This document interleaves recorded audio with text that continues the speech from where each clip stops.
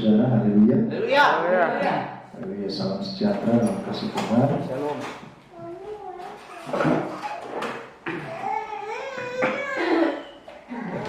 Puji Tuhan. Shalom. Akhir shalom. Amin.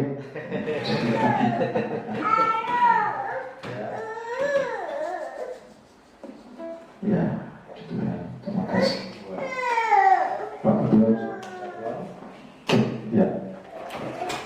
Seberapa kita yang ada, kita mau tetap akan kebenaran firman Tuhan. Saudara, Amin. kesaksian sudah disampaikan kepada Tuhan, biarlah menjadi berkat bagi kita. Amin. Karena firman Tuhan katakan hidup kita itu seperti suratan yang terbuka, betul ya? Amin. Ya, hari Minggu kita sudah dengar firman bahwa apa yang dilakukan sembunyi itu tidak dosa, ya. Jadi justru Tuhan mau kita suratan yang terbuka, amin. Terang-terang terjadi dalam hidup kita, kita apa namanya, tidak ada yang tersembunyi, amin, saudara. Ya, puji Tuhan. Haleluya. Tadi sedikit disinggung bahwa apa namanya, iblis pun ada di sorga, gitu ya. Ada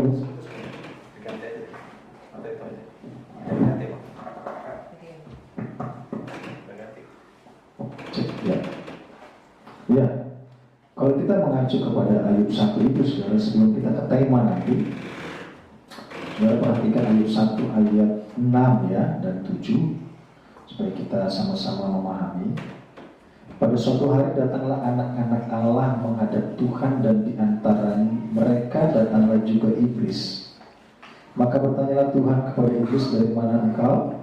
Jawab iblis kepada Tuhan, dari perjalanan mengelilingi dan menjelajah bumi. Ya. Pada suatu hari datang anak-anak Allah menghadap Tuhan, dan di antara mereka datanglah juga iblis. Saudaraku,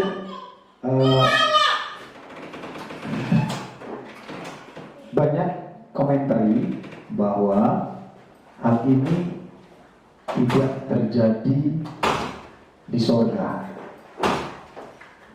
ya, karena jelas bahwa tanpa kekudusan kita tidak bisa menghadap Allah, amin. Jadi iblis tidak kudus, jadi iblis tidak akan pernah lagi melangkah dekat-dekat dengan sorga. Jadi situasi ini, penafsiran pertama bahwa terjadi di saat ibadah. Wih, benar ya?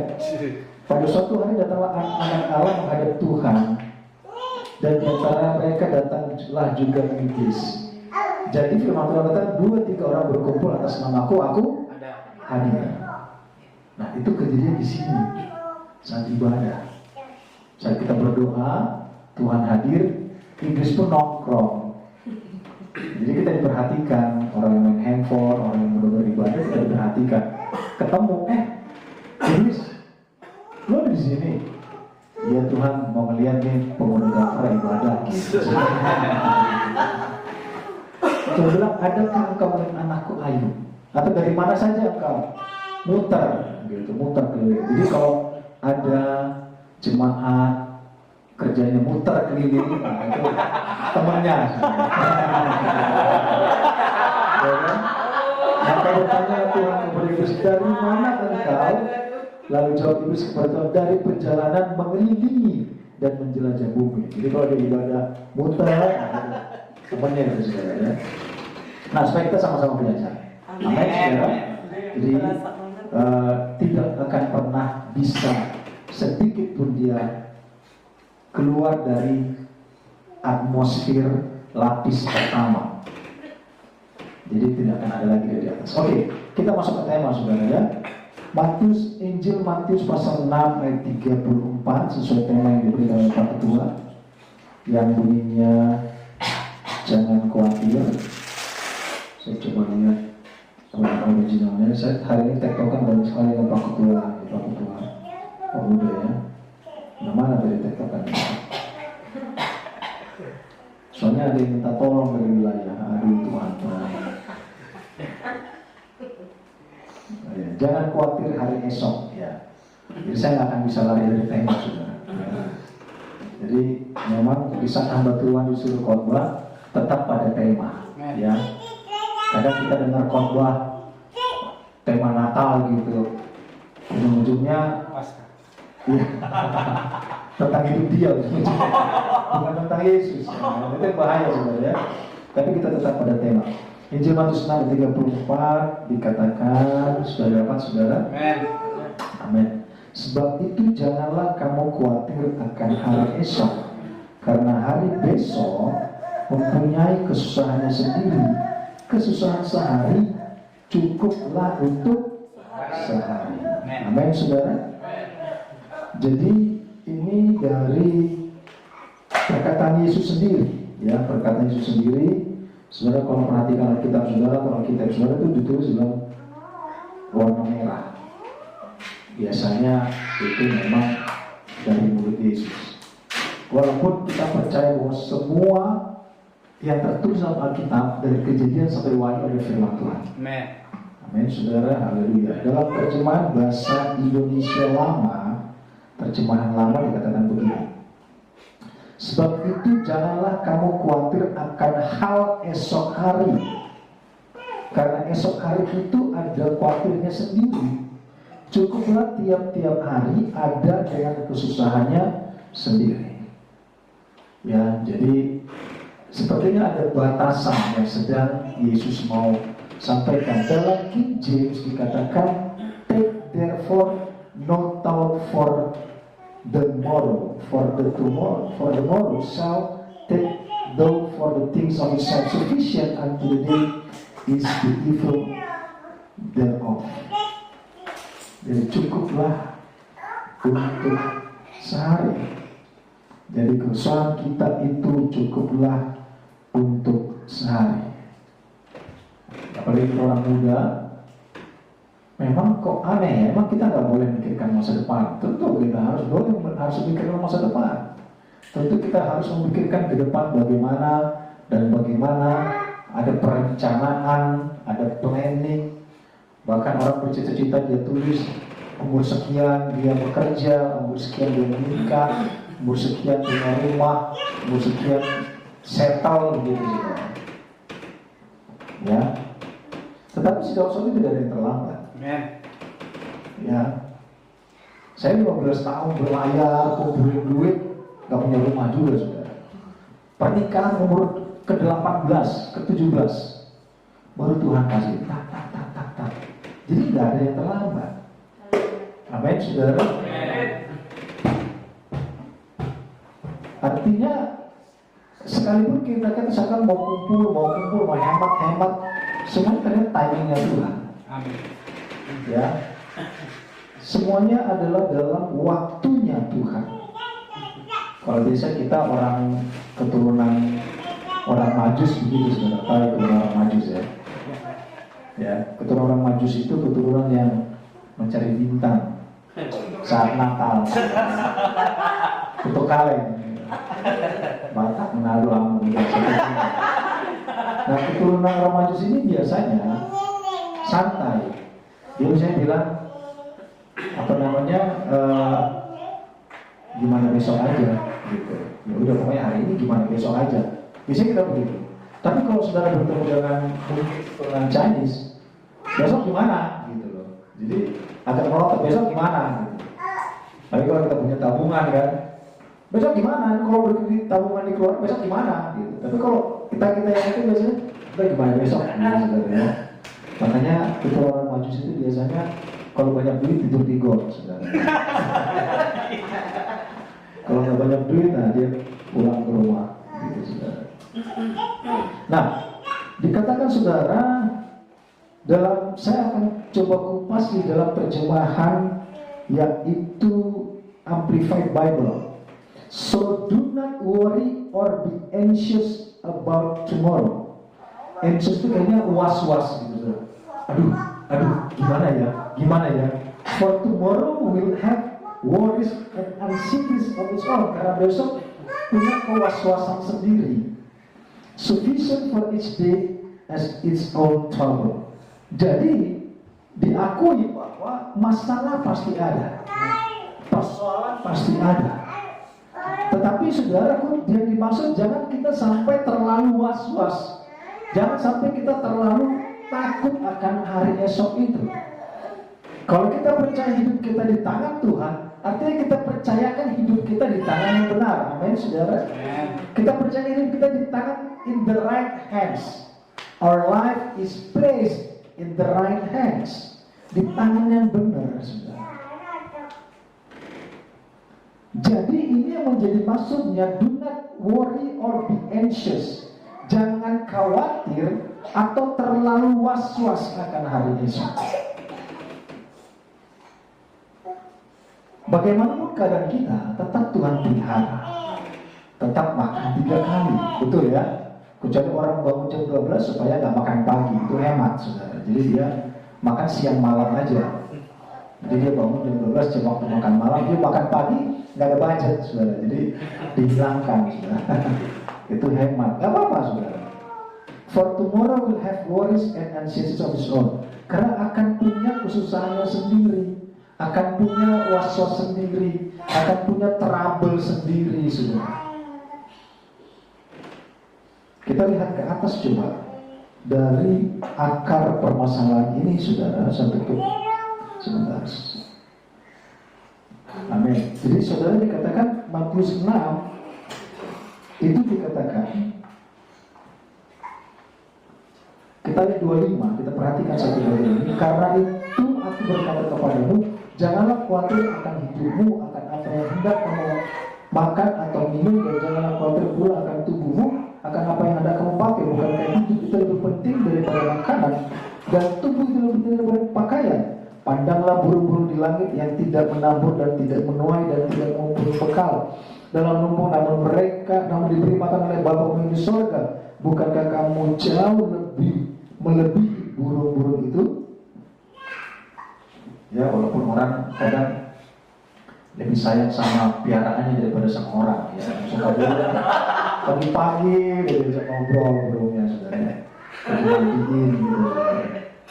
Tapi nggak dipungkiri juga. Terus terang, Papa Mama Silu di Medan begitu. Dia merah babinya banyak, saudara. Dia belum makan, babinya udah makan duluan.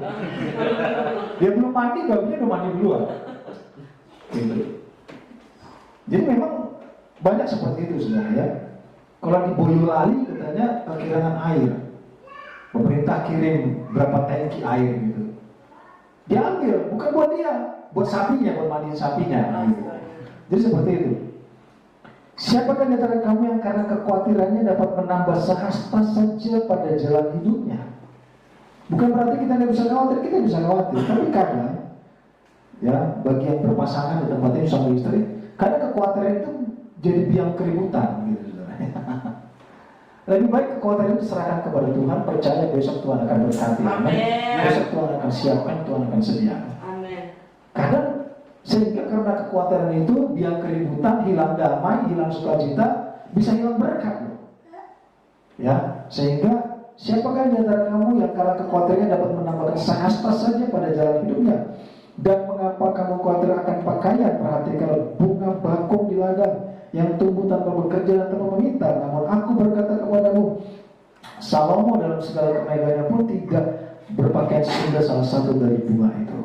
Jadi jika demikian Allah mendandani rumput di ladang yang hari ini ada dan besok dibuang ke dalam api, tidakkah ia akan terlebih lagi mendandani kamu, orang yang kurang percaya? Sebab itu janganlah kamu khawatir berkata, apakah yang kami makan, apakah yang akan kami minum, apakah yang kami pakai. Semua itu, 32, semua itu dicari bangsa-bangsa yang tidak mengenal Allah. Akan tetapi Bapamu di surga tahu bahwa kamu memerlukan semuanya itu. Jadi apa yang dicari bangsa-bangsa jangan menjadi sama apa yang kita cari. Tetapi Bapamu di surga tahu bahwa kamu memerlukan. Tuhan tahu apa yang kita perlukan. Tuhan tahu apa yang kita butuhkan. Dan semuanya dalam pengaturan dan waktunya Allah. Selama kita ikut mau rencana Tuhan dalam hidup kita. Tetapi carilah dahulu kerajaan Allah dan kebenarannya, maka semuanya itu akan ditambahkan kepadamu. Kuncinya saudara, kalau kita sudah jalan kebenaran, kita mencari Tuhan, Tuhan akan tambahkan. Tuhan gak akan permalukan orang percaya dan berharap kepada Tuhan. Terlalu banyak kesaksian kita dengan mujizat Allah kerjakan bagi orang yang terus percaya dan berharap kepada Tuhan.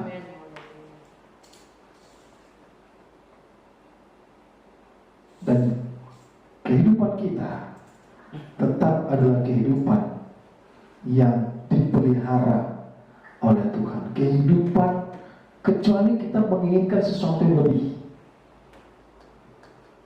Ya, banyak orang mimpinya, waduh. Kadang enak saudara kalau kita sebelum tidur berdoa sebelum tidur terus menghayal jadi apa gitu. Kadang enak saudara. Hidup dalam impian. Jangan di bangunan, udah. Terus aja. Jangan di bangunan. Tetapi karena memang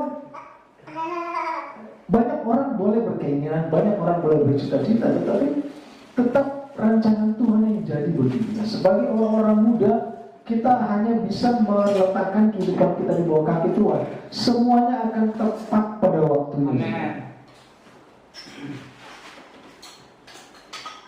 Ya, teman-teman saya di gereja di waktu kami melayani sudah senior semua. Saya masih pemuda, dia udah hamba Tuhan yang khotbah luar biasa. Ya, dan saya mengagumi mereka. Tetapi turun khotbah dia ngomong sebentar ya, tahun depan kita beli kok tidak. Kok bisa? Ini sudah mau turun, mau cair 3T dari tinggi. Sampai sekarang ngomong-ngomong, saya masih pemuda saudara. Sampai sekarang ngomong begini. Jadi mimpinya tuh terlalu tinggi gitu saudara, sehingga konsentrasinya aduh. Dan banyak juga mereka yang sampai sekarang masih mencari sesuatu yang nggak masuk akal. Coba kita perhatikan di dalam Ratapan 3 ya 22-23. Siapa bisa dapat? Ratapan 3 ya 22-23. Ya di mana ratapan? Ya ada yang bisa baca Ratapan 3 22-23. Ratapan 3 ayat 22 sampai 23 demikian firman Tuhan. Tak berkesudahan kasih setia Tuhan, tak habis-habisnya rahmatnya. Selalu baru tiap pagi besar kesetiaan. Amin. Jadi selalu baru, tiap pagi selalu baru. Jadi kasih Tuhan selalu baru. Kita kadang ribut sendiri tentang besok, kalau Tuhan besok ada kasih yang baru, ada rencana Tuhan yang baru. Bahkan di bagian lain katakan Tuhan memberkati kita pada saat tidur kita pun Tuhan berkati, amin. Dan itu terbukti di tempat ini saudara. Terbukti. Saya kadang kalau transfer berkat ke seseorang dia masih tidur. Sore baru dijawab. Jadi terbukti. Waktu Tuhan berkati masih tidur saudara. Haleluya. Saya bangun jam 5 pagi berdoa, naik motor bekerja, pagi saya transfer saudara. Dia jawab jam 3. Berarti dia masih tidur saudara. Berkat Tuhan itu benar-benar luar biasa. Waktu istirahat tidur pun kita diberkati. Sehingga dikatakan bahwa tak berkesudahan kasih setia Tuhan, tak habis-habisnya rahmatnya, selalu baru tiap pagi besar kesetiaanmu. Amin saudara. Tugas kita malam kita tidur, yang suami istri ngobrol, gak usah takut hari esok. Tentunya kita tetap harus berusaha, kita bekerja, orang yang labora, saudara tetap harus dilaksanakan. Kita berdoa, kita bekerja, tapi tidak perlu kita mengkhawatirkan itu karena hidup kita di tangan Tuhan. Besok pagi ada kasih Tuhan baru setiap pagi, amin. Sekalipun kasih kita nggak baru sama orang lain. Haleluya. Ya kan, karena kalau kita ribut malam, pagi lanjut saudara. Di sini nggak ada saudara. Makanya nggak ada. Tetapi ini yang perlu kita ketahui bahwa kasih Tuhan itu baru setiap hari. Pemeliharaan Tuhan sempurna. Pemeliharaan Tuhan luar biasa. Tak berkesudahan kasih setia Tuhan, tak habisnya rahmatnya. Tadi lagu pertama Bapa bersungguh baik. Tak habis-habisnya kasih setia Tuhan dalam kehidupan kita. Selalu baru tiap pagi. Besar kesetiaan Tuhan. Amin. Saudara, kita berharap kepada orang, kepada manusia, di saat kecewa sekali aja ya sudah. Tapi kalau Tuhan enggak, Tuhan akan mengampuni kita selama kita mau mohon pengampunan kepada Tuhan. Tetapi kita semakin didewasakan, saudara.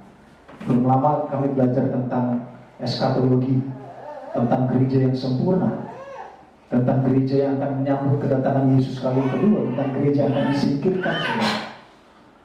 Ternyata dosennya ngomong begini, gereja yang sempurna, gereja yang disingkirkan itu, gereja yang akan menyambut kedatangan Kristus adalah eklesia. Saya bilang, aduh, luar biasa. Karena gereja yang dari gelap, dari masa lalu semakin dibentuk sehingga hingga rembang tengah hari, hingga terang, hingga sempurna. Diambil katanya eklesia. Saya bilang, amin Tuhan, kami adalah gereja yang Tuhan sebentar sempurnakan. Amin. Jadi tidak ada perlu kekhawatiran bagi kita. Pemeliharaan Tuhan akan ada bagi engkau dan saya. Pemeliharaan Tuhan itu sempurna bagi engkau dan saya.